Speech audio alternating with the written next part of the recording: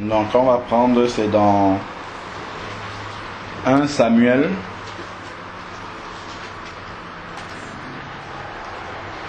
« 1 Samuel 16. »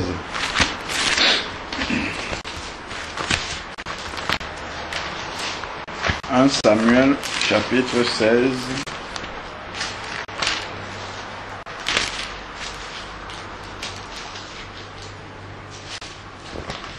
1 Samuel chapitre 16 à partir du verset 14.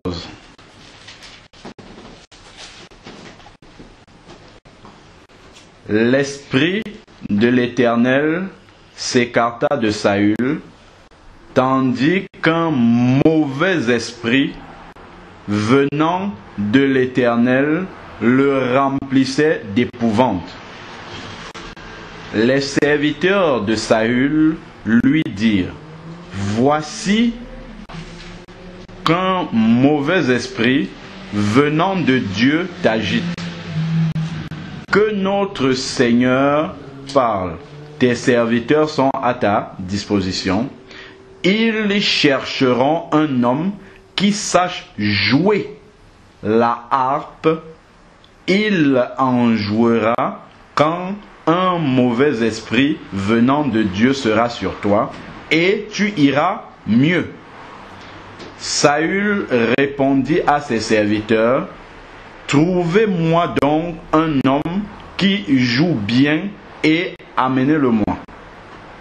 L'un des jeunes serviteurs prit la parole et dit: voici donc, j'ai vu un fils d'Isaïe de Bethléem qui sait jouer, c'est aussi un vaillant héros, un guerrier parlant bien, un bel homme, et l'Éternel est avec lui.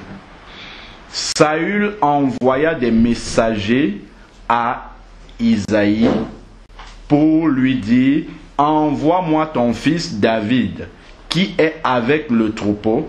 Isaïe prit un âne qu'il chargea de pain, d'une outre de vin et d'un chevreau, et l'envoya à Saül par l'intermédiaire de son fils David. David arriva et se tint devant Saül, qui l'aima beaucoup, et en fit son porteur d'armes. Saül envoya dire à Isaïe: je te prie de me laisser David, car il a obtenu ma faveur. Lorsque l'esprit venant de Dieu était sur Saül, David prenait la harpe et en jouait. Saül respirait alors plus à l'aise et se trouvait mieux, et le mauvais esprit s'écartait de lui. Saül a fait appeler quelqu'un qui jouait un instrument de musique, mais ce n'était pas n'importe qui. On a dit: c'est quelqu'un dont l'Éternel était avec. C'est verset 18 à la fin. Et l'Éternel est avec lui. Donc c'est quelqu'un qui glorifiait l'Éternel dans sa vie, et lorsqu'il chantait pour la gloire de Dieu, et parce qu'il chantait pour la gloire de Dieu, la paix du Seigneur venait. Ça, c'est pour compléter le message qu'on a donné tout à l'heure, pour dire que l'adoration du Seigneur a une puissance de guérison aussi. Et notamment si on est dépressif, si on a des pensées mauvaises, l'adoration du Seigneur, c'est vraiment le médicament par excellence de la parole de Dieu. Parce que lorsque nous adorons le Seigneur, sa présence même vient. Et lorsque la présence du Seigneur est manifeste, aucun esprit qui ne confesse pas le nom du Seigneur ne peut être présent là. Et nous savons que les esprits qui apportent la déprime, la dépression, sont d'autres esprits. Ce ne sont pas les esprits, ce ne sont pas des esprits qui viennent du Seigneur. Donc, il faut prendre, je dis pour nous tous, en fait, l'adoration doit être un mode de vie pour nous.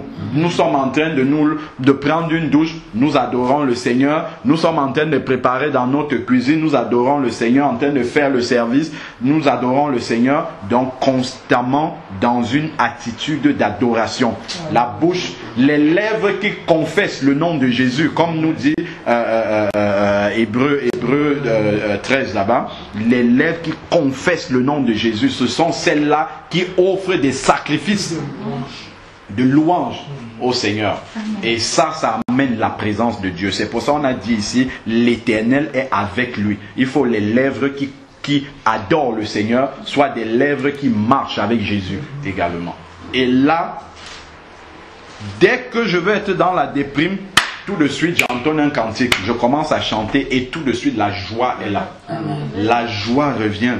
La paix revient, la sérénité revient, parce que c'est le Seigneur à ce moment-là, puisqu'on dit le Seigneur siège au milieu de la louange de son peuple, c'est lui-même qui descend pour mettre le verset de Jean 14 qu'on a lu là, verset 27, je vous donne ma paix. Là, il descend avec cette paix-là. Et puis là, on est calme. On sait que notre vie, Seigneur, tu as le contrôle de tout. Parce que quand nous chantons comme ça, nous adorons le Seigneur, c'est la parole de Dieu que nous confessons, hein, et ça fait grandir la foi, parce que l'adoration, c'est la prière et c'est en même temps la parole de Dieu que nous sommes en train de confesser, et ça nous fait grandir dans la foi. C'est pour ça que des fois, quand on a passé un bon moment comme ça dans l'adoration, après on se sent comme transporté par des ailes. On est capable de parler de Jésus à n'importe qui. On est vraiment sur des ailes, parce que à ce moment-là, le Seigneur est en train de faire un travail profond lorsqu'on l'adore. Il est en train de faire un travail profond dans notre cœur, dans notre pensée surtout. Il renouvelle cette pensée-là par sa pensée à lui. Et ça, c'est vraiment un médicament très important que des fois on néglige, parce qu'on pense que l'adoration, c'est juste pendant le moment du culte et après, dans la semaine. Non, l'adoration, ça doit être une vie, en fait. Et c'est notre vie, comme je dis souvent, c'est notre vie que nous chantons au Seigneur. Amen. Voilà, parce que ça vient du cœur, ça vient de cette relation personnelle que nous avons avec Dieu. Amen. Amen. Ça c'est. Et pour donner un témoignage, justement, par rapport à la puissance de l'adoration vis-à-vis de la dépression, nous avons servi le Seigneur, justement, au sein d'un ministère pendant quelques années, et justement ce sont des serviteurs de Dieu qui ont une assemblée de maison comme ça chez eux. Et justement, à un moment, il y a eu un frère qui est venu, qui croyait qui avait reçu le Seigneur, un frère, et c'était un homme d'affaires. Cet homme d'affaires là, il a fait des affaires, et il faisait beaucoup de choses pour le Seigneur. Quand il faisait ses affaires, il essayait toujours de faire les choses pour la gloire de Dieu, en fait, comme tel que le Seigneur le conduisait. Mais il y a eu, je ne sais plus trop dans les détails quel a été le problème, ou un terrain qu'il fallait acheter, je ne sais pas, il a investi, il a tout perdu. Tout perdu, et il s'est retrouvé avec des dettes énormissimes. Je crois un truc comme 400 000 euros, ou plus même que ça. Et immédiatement, il a sombré dans une dépression hors norme. C'est un Suisse. Il vient en Suisse, c'est ça, non? Voilà. Et donc, quand on l'a ramené là-bas, quand sa femme, parce que bon, sa femme croit, elle est restée quand même, on va dire, un peu dans la foi. Chaque fois que sa femme lui dit, chérie, maintenant on va faire ça, il était là comme un légume. Il regarde sa femme, il n'avait le goût à rien du tout, il ne voulait plus rien faire, il ne voulait plus se battre dans la vie, il ne voulait plus rien faire. Tiens, on va trouver un appartement. Elle le regarde seulement. Je crois qu'on l'a vu peut-être pendant 3 ou 4, parce que nous on allait une fois par mois, peut-être 3 ou 4 fois comme ça. Quand il venait, il s'asseyait. Quand on adorait le Seigneur, soit il baissait la tête, il ne chantait pas.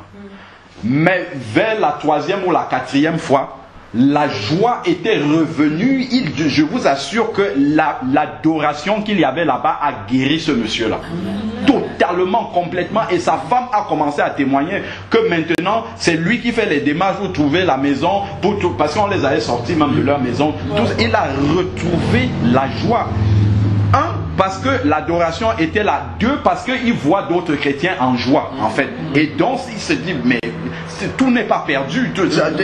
Le Seigneur est encore là, et ainsi de suite. Et ça, vraiment, ça c'est quelque chose qu'on a vécu manifestement, parce que on ne se réunissait pas avec lui seulement comme ça dans un culte. Quand on allait là-bas, on passait des week-ends, on passait 3 jours, 2 ou 3 jours. Donc on était ensemble comme ça pendant 2 ou 3 jours là-bas. Donc en dehors du culte, on travaillait, on faisait d'autres choses ensemble. Donc avant, il ne parlait pas du tout, il était là toujours au milieu de nous, il ne disait rien. Il a commencé à s'exprimer. Quand on mangeait à table, il parlait, il posait des questions, il s'adressait aux gens et tout. On voyait que, en fait, il était en train de sortir complètement de cette dépression-là.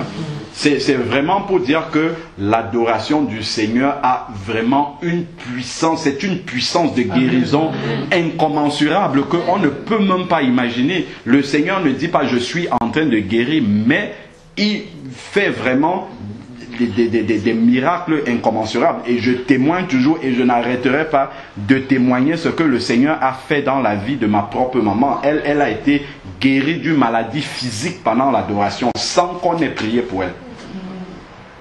Elle était dans un service, elle est atteinte d'un diabète, elle avait perdu l'équilibre. Comme je dis, quand elle venait ici, elle s'appuyait sur les murs pour se déplacer dans la maison, pour aller aux toilettes, revenir ici, elle s'appuyait là sur les murs. Elle est arrivée, on était en train dans une séance de louange, les gens étaient en train d'adorer le Seigneur. Elle a senti comme un courant qui partait du bas pour le haut. Elle s'est levée, elle a commencé à marcher. Pour dire ce que le Seigneur fait, quand il vient au moment de l'adoration, on n'a même pas besoin de dire je prie pour que rien. Il fait le travail qu'il a fait et puis voilà. C'est ça, il fait le travail qu'il a envie de faire. Il faut seulement que lorsqu'on adore le Seigneur, qu'on le fasse de tout notre cœur. Comme il dit que nous ouvrons vraiment le cœur et que nous chantons sincèrement au Seigneur. Et nous allons voir ce qu'il va faire. Si je témoigne à la dernière veillée, quand on était en pleine adoration, la louange le matin, je dormais à côté de toi. Quand elle a commencé à chanter qu'il va te guérir, tout le monde debout, je me suis... que je n'arrivais pas à porter des chaussures, j'avais du mal à marcher, ça se voyait même, c'est comme si je boitais. Mais dès que je me suis levée, même pas 2 minutes après, c'est comme si j'avais un nœud aussi au niveau de la cheville, c'est comme si on a dénoué, comme si j'avais une corde attachée. J'ai senti comme si la corde était détachée. Amen. Je n'ai pas vite compris, j'ai commencé à faire mon pied comme ça. Et je ne sentais plus la douleur. C'est comme ça que j'ai crié, ça y est, j'ai ma guérison. Amen, amen, amen. Parce qu'il y a aussi la foi qui va avec. Il faut prendre par la foi. Il faut saisir ça par la foi, c'est ça. Et dire, je prends ma guérison, Seigneur, parce que tu as dit. Amen, je prends ça par la foi. Gloire à Dieu. Gloire à Dieu. J'ai dit que vraiment ça va dans le sens de la louange et de l'adoration. Amen. J'étais avec le frère Jojo hier, puisqu'on a passé la nuit ensemble. Et vraiment, on parlait de l'adoration. L'adoration, c'est pas seulement le dimanche. Amen, amen, amen. C'est ce qu'on se disait. L'adoration, c'est à tout moment, amen. À tout lieu, partout où on est. Il faut continuer d'adorer le Seigneur. Et on en parlait l'autre jour, on en parlait à lui et moi. Et vraiment, je glorifie le Seigneur parce que toi, c'est le même esprit que... Amen, amen, amen. Gloire à Dieu, gloire à Dieu. Et pendant que tu parlais aujourd'hui, j'ai un verset qui m'est venu à l'idée. Parce que quand nous vivons tous les jours, c'est pour ça que le Seigneur nous dit qu'on soit renouvelé, que notre esprit, notre intelligence soit renouvelée tous les jours. C'est parce que nous vivons dans un monde aujourd'hui qui nous détruit. Ce monde d'aujourd'hui nous détruit par les journaux, par les gens que nous côtoyons, par la télévision. Si nous sommes trop portés vers ces choses-là, c'est pas que c'est interdit, non. Mais quand nous sommes trop portés par ces choses, ça nous pollue. Ça nous pollue l'esprit. Ça pollue notre esprit. Ce qui fait que quand tu vas commencer à adorer le Seigneur, quand tu vas commencer à prier, ces pensées-là, ça revient toujours.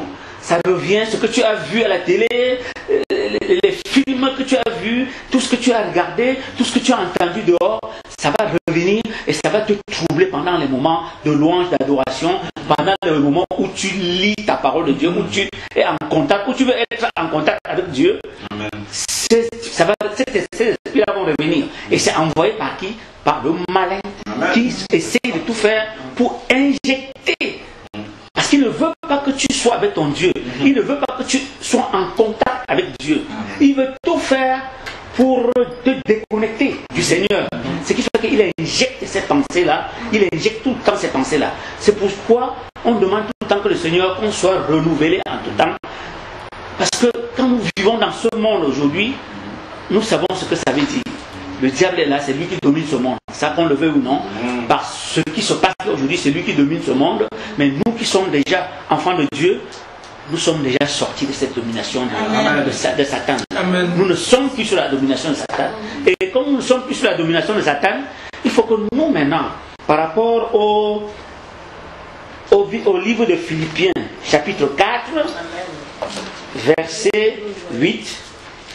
Peut-être avant, tu peux lire juste 1 Jean 5, 19 pour mettre un verset sur ce que tu viens de dire là tout de suite. 1 Jean 5. Verset 19. Qu'on sache que c'est écrit dans la Bible, ce que tu viens de dire. 1 Jean 5, verset 19. 1 Jean 5, verset 19. Voilà, verset 19. Nous savons que nous sommes de Dieu et que le monde entier est sous la puissance du mal. Voilà, nous sommes de Dieu. Le monde est sous la puissance, sous la domination du mal.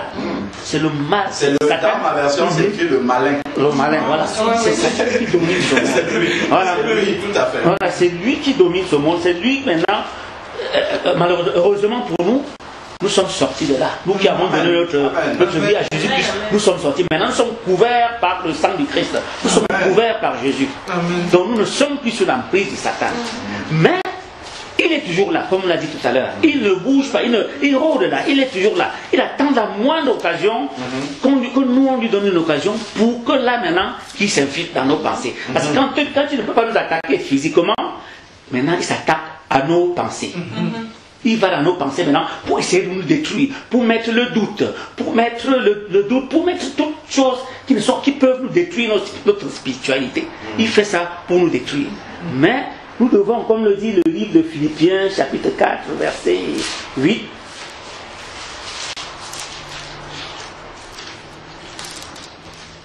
lis dans ta version. Moi Elle a une version 8 secondes. Au reste, frères, que tout ce qui est vrai, tout ce qui est honorable, tout ce qui est juste, tout ce qui est pur, tout ce qui est aimable, tout ce qui mérite l'approbation, ce qui est vertueux et digne de louange soit l'objet de vos pensées. Amen. Amen. Amen. Nos pensées doivent toujours être portées vers ces choses honorables, aimables, vraies, justes. Nous devons demander tout le temps à Dieu de nous renouveler nos pensées et que nos pensées soient toujours portées vers ce que le Seigneur a cité dans sa parole. Amen. Parce que si nous ne sommes pas portés vers ça, forcément nos pensées seront portées ailleurs. Amen. C'est ça, tout à fait. Je vais lire la version David Martin.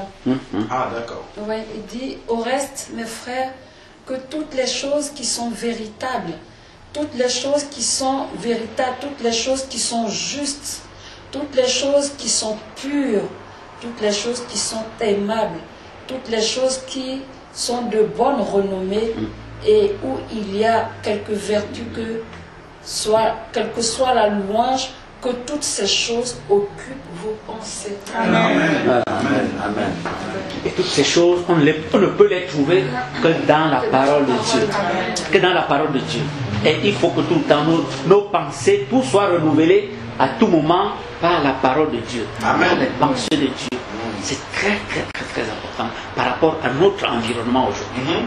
Par rapport à notre environnement, vraiment, on doit faire très attention à ce qu'on lit, très attention à ce qu'on regarde, très attention à ce qu'on écoute, très attention à tout ce qu'on touche. On doit faire très attention.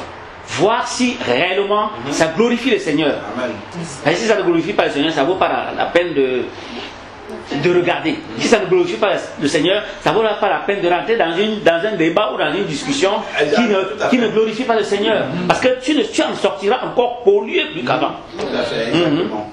Tu en sortiras pollué. Donc nous devons être portés, nos pensées doivent être portées par tout ce qui a été cité ici. Amen. Moi, enfin, frères et sœurs, portez vos pensées sur tout ce qui est vrai, tout ce qui est honorable, Amen. Tout ce qui est juste, tout ce qui est pur, tout ce qui est digne d'être aimé, tout ce qui mérite l'approbation, ce qui est synonyme de qualité morale. Amen. Et ce qui est digne de louange. Nous devons être portés par ça, vers ça. Comme quoi, nos pensées doivent être renouvelées tout le temps. Parce que si nous ne renouvelons pas nos pensées tout le temps par la parole de Dieu, ça va être renouvelé autrement. Par les pensées, par autre chose. Ça va être renouvelé par autre chose. Tout à fait. Parce que la pensée ne reste pas vide. Non, elle ne reste pas vide. Ça va être renouvelé par autre chose. Donc vraiment, c'est quand tu parlais, c'est ça qui m'est venu à l'esprit. Et vraiment, j'ai voulu partager avec vous. Parce que des fois, lorsque tu dis par exemple à quelqu'un, bon, voilà, maintenant, moi, je n'écoute plus la musique du monde. Ah oui, vous exagérez. Pourquoi vous êtes...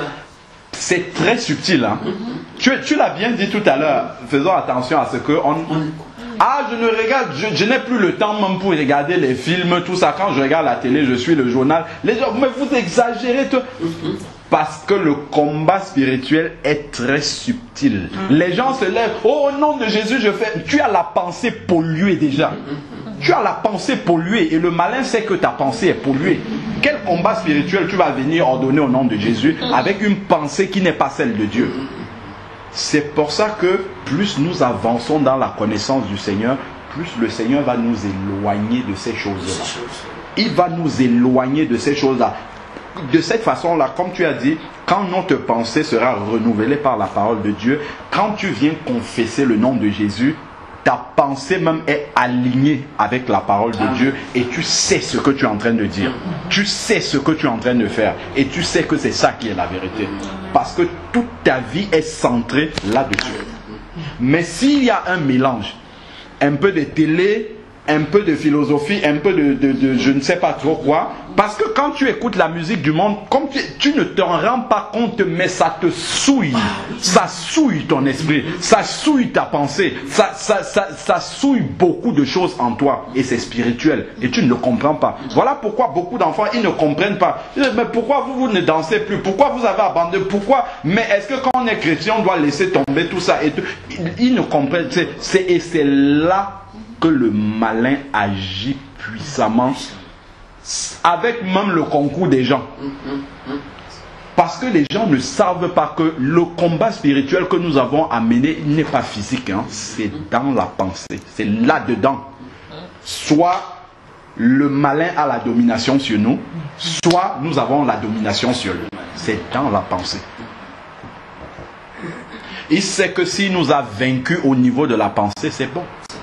C'est bon, il n'aura plus grand chose à faire. S'il nous a vaincus dans la pensée, c'est bon.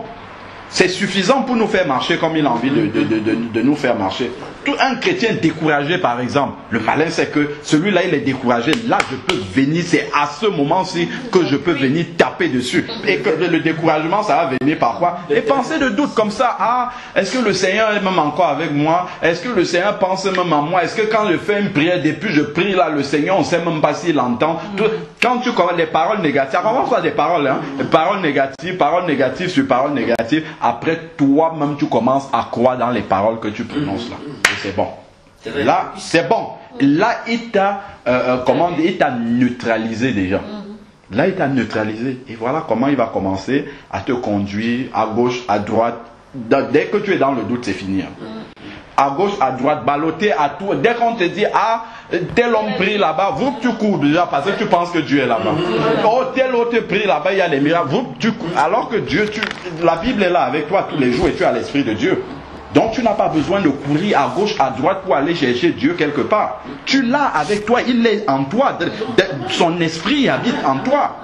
Oui, tu as besoin de communier avec des frères et sœurs, mais Dieu est avec toi chaque jour. Et ça, tu ne dois pas douter. Mais quand on commence à écouter, comme tu parlais des conversations, tu entres dans les conversations des gens du monde avec leur raisonnement et tu commences à raisonner comme eux. Pourtant, tu ne marches pas avec la même espérance. Tu sais l'espérance qui est attachée à ton salut. Mais quand eux, ils vont commencer à douter, ah, les retraites là, ça va même se passer comment? Ah, moi, je vais aller marcher pour les retraites. Te voilà aussi, tu vas marcher pour les retraites. Sais-tu si Jésus va revenir avant la retraite? Tu ne sais pas. Alors que toi, tu es en train de préparer l'enlèvement, mais te voilà qui est en train de marcher pour la retraite. C'est comme si tu ne comprends pas souvent les chrétiens, tu vois, ils sont en train de lutter. Mais pourquoi? La parole est là pour nous cadrer. Pour nous cadrer, nous devons nous aligner, comme tu disais, sur les pensées de Dieu et nous limiter à ça. Et éviter que autre chose vienne nous polluer. Parce que c'est autre chose là que nous négligeons, ça fait un travail progressif dans notre pensée de pollution. Ça pollue et ça résiste à la parole de Dieu. Quand nous lisons la parole de Dieu, il y a une résistance avec ces choses-là. Ça résiste. Amen. Pour la voisine, en fait, la dernière fois, je voulais rendre grâce à Dieu et vous remercier pour les prières. Bon, parce que, entre temps, dans la semaine, je suis passée la voir et je demandais au Seigneur de m'aider à trouver les mots pour vraiment aider à sortir l'apaiser. Alors, le lundi, je suis passée ce n'allait pas, je continue à pleurer sur mon fort. Et donc, je l'exhortais. Mardi, je suis passée et je lui ai dit, mais tu ne peux pas rester dans cette situation, ça ne sert à rien de pleurer, il faut plutôt prendre le temps de prier. Déjà pour ton mari, pour ta belle famille, pour toi-même, et pour ton mariage aussi. Et c'est l'occasion de faire le point avec le Seigneur. Est-ce que tu es vraiment dans le Seigneur? Parce que comme je l'exhorte aussi de prier, il n'est pas le descend. Est-ce que tu es vraiment dans le Seigneur? Prends ce temps pour prier, pour adorer. Bon, après, chacun est différent. Il y en a quand ils adorent, ça les apaise, quand ils prient, ça les apaise. Donc je l'ai vraiment exhorté. Et le mercredi, je n'ai pas pu y aller parce que on a la prière. Le jeudi, je suis partie. Elle a complètement changé. Bonne nuit. Puis je dis alors ça va mieux. Elle me dit dès que tu m'as parlé là, on a l'impression que c'est Dieu qui t'a envoyé. Gloire à Dieu. Amen. Gloire à Dieu. Dès que tu es parti là, gloire à Dieu. J'ai commencé à chanter les louanges. Elle me dit son mari est arrivé vers 21h, il lui a dit mais puisque son mari n'est pas chrétien, il lui dit mais ta chanson est belle. Amen. Je dis vraiment le Seigneur. Gloire à Dieu. On s'en fout pour dire le pouvoir, la louange est vraiment très fort. Elle dit contre toute attente, son mari est venu parce que bon, comme ils étaient en froid, dès qu'elle chantait là, il arrive dans la cuisine, il dit mais ta chanson est belle hein.